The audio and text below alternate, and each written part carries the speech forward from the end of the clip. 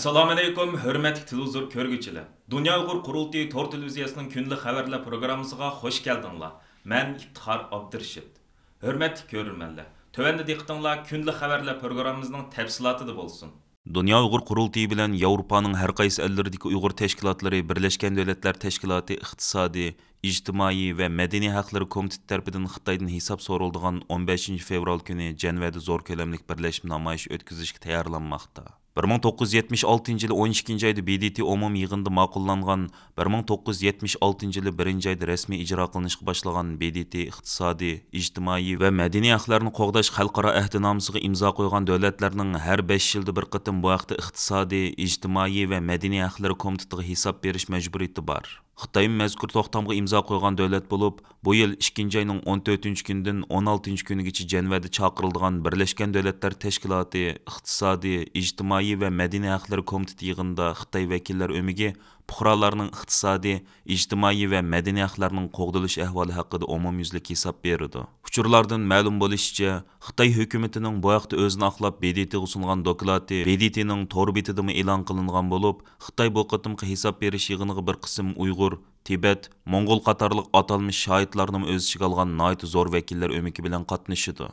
Dunyo Uyg'ur qurultiyi bu tarixiy fursatdan foydalanib Xitoyning BDTdagi ko'zbo'yamchiligi va saxtapazligini xalqaro jamoatchilik oldida yana bir qatim fosh qilish, shundaqla Uyg'ur irqiy qirg'inchiligi masalasini BDTning kun tartibiga elib kelish maqsadida 24 yanvar kechda Yevropadagi Uyg'ur tashkilotlarining mas'ullari bilan jiddiy to'r yig'ini o'tkazib, BDT bilan Xitoy o'rtasida suhbat o'tkazildigan 15 fevral kuni Janvadagi BDT iqtisodiy, ijtimoiy va madaniy haqlar komiteti binosi oldida zo'r ko'lamlik birlashma namoyish o'tkazish haqida muzokara elib bargan edi. Qurultay raisi Dolqun Aysa apandimning tashabbusi va riyosatchiligida o'tkazilgan yig'inga qatnashgan tashkilot rahbarlari Dunyo Uyg'ur qurultayining bu chaqiriqini butun kuchi bilan qo'llab-quvvatlaydiganliklarini va hozirdan boshlab o'zlari turishliq davlatlarda umumiy safarbarlik e'lon qildiganliklarini bildirishdi. Bu qatimqi birlashma namoyishga yana Shveysariyadagi Tibet, Hong Kong va kishilik huquq tashkilotlarining vakillari, shundaqli Shveysariyada yashayotgan bir qism turk qarindoshlarimiz ishtirok qiladi. Xitoy tarafmi imzo qo'ygan BDT iqtisodiy, ijtimoiy va madaniy haqlarni qo'g'dash xalqaro ahdnomasi jami 31 moddadan tarkib topgan bo'lib, bu moddalar millatlarning o'z taqdirini o'z belgilash huquqi, fuqarolarning emgak huquqi, insonlarni odil va uyg'un shaklda ishlatishning shartlari, ishchilar uyushmalarining huquqi, insonlarning ijtimoiy amonlik haqqi, oilalarning, ona bolalarning va yoshlarning qo'g'dilishi, insonlarning normal yashash saviyasiga kapolatlik qilish, insonlarning davolanish va ma'rif va madaniy haqqining qo'g'dilish qatorliq nihoyat keng mazmunlarni o'z ichiga olgan bo'lib, Dunyo Uyg'ur qurultiyi va 20 dan ortiq kishilik huquq tashkiloti Xitoy tarafining bu jihatda o'zini oqlab BDTga sungan saxta doklatiga qarshi Birlashgan Davlatlar Tashkiloti iqtisodiy, ijtimoiy va madaniy haqlar komitetiga yaqinda Xitoyning Sharq Turkistonda yurgizayotgan irqiy qirg'inchiligi va insoniyat qarshi jinoyatlar haqida ayrim doklat sundi va bu doklatlar Xitoyning doklati bilan birga BDT to'r betida e'lon qilindi. BDT iqtisodiy,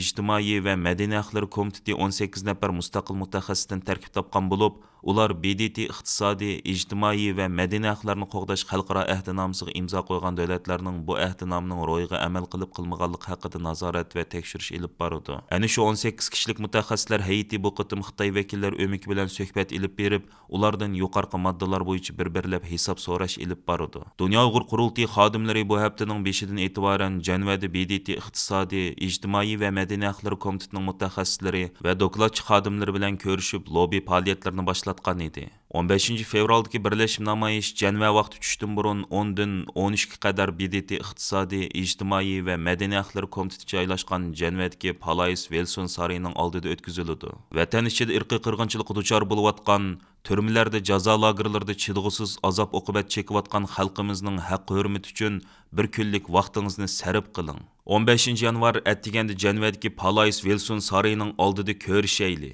va aziz xalqimizning ovozi bo'layli.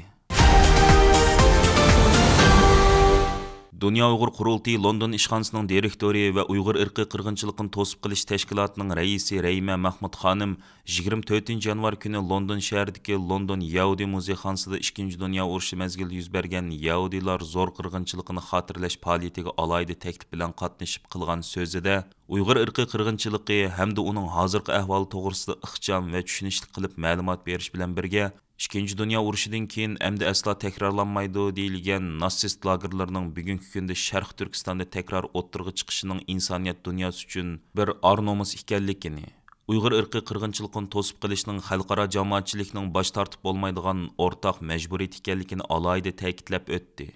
Shu kungi faoliyatda Rayma xonim murosim uchun tayyorlangan maxsus shomni yiqishga taklif qilingan alohida mehmonlarning biri bo'ldi.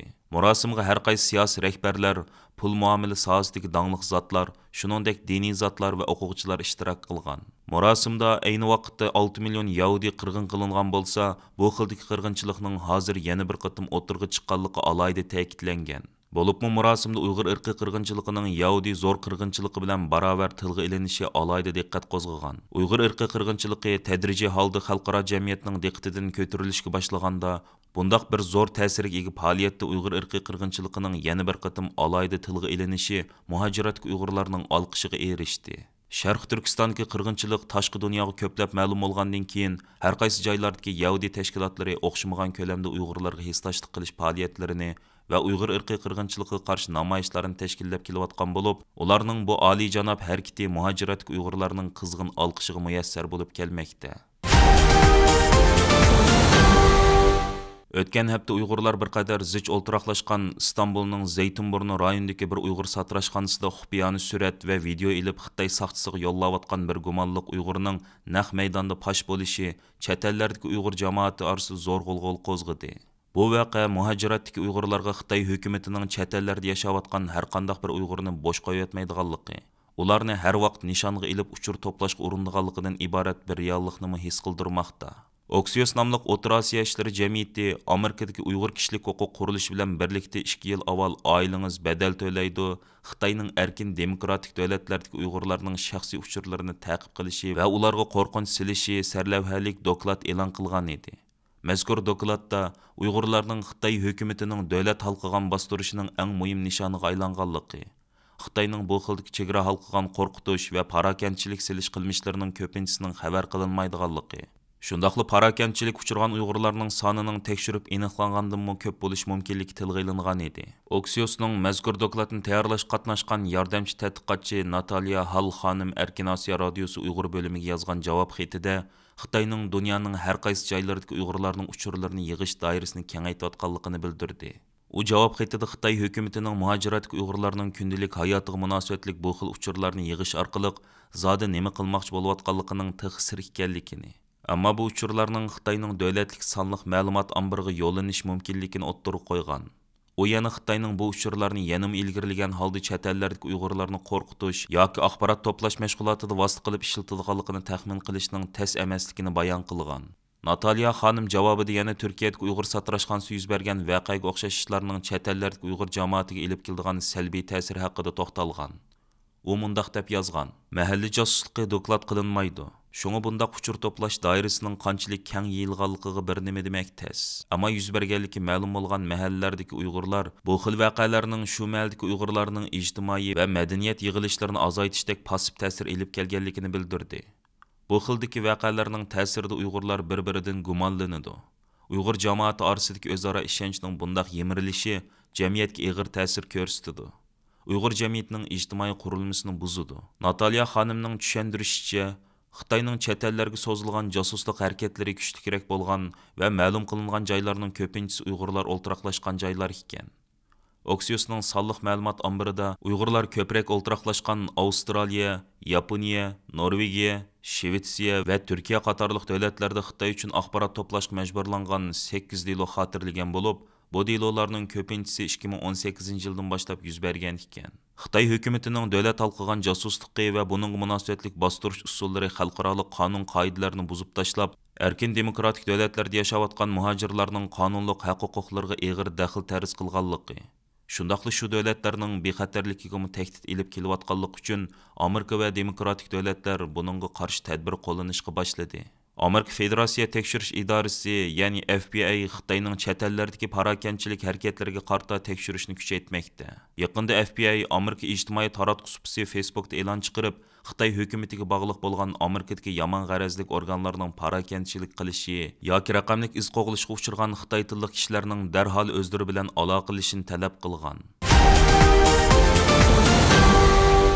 Yaqında Aqsaray rasmiy holda Rossiyaning Ukrainaga tajovuz qilishiga hamnafas bo'lgan bir qism Xitoy shirkatlarini ro'yxatga tizib chiqib, Xitoy hukumatining Rossiya qo'zg'agan urushga yordam berganligining isboti tariqasida o'ttirib qo'ygan. Bloomberg xabarlarining 24 yanvardagi xabarda aytilishicha, 2022 yil 24 fevralda Rossiya armiyasi Ukrainaga tajovuzchilik urush qo'zg'agandan buyon Xitoy hukumatining aslida bu ishlardan xabardor ekanligi, shuningdek urush boshlangandan keyin Xitoy shirkatlari orqali Rossiyaning urush mashinalariga ta'minlash zanjiri bo'lib berganlik haqida ko'plagan fikrlar o'ttirg'i chiqishga boshlagan. Ammo Xitoy hukumati izchil bu urushni yoki Rossiya prezidenti Vladimir Putinni tanqidlashdan o'zini elib qochib kelgan. Shundaqla o'zlarining urushayotgan ikki taraf o'ttirisida yarashtirg'uchi bo'lish orzusining borligini ta'kidlab kelgan. Urush portlagandan keyin 30 necha davlat Rossiyaga qarshi iqtisodiy jazo e'lon qilgandan keyin Xitoy boshchiligidagi bir qism davlatlar Shimol Atlantik ahdi tashkiloti, ya'ni NATOning Rossiyaga qarshi e'lon qilgan embargo choralariga qarshi turadiganligini bildirgan. Texmi muhimi, Rossiyaga qarshi e'lon qilingan iqtisodiy jazolar tufaylidan Rossiyaning dunyo bilan savdo qilish qiyinga tushayotganda,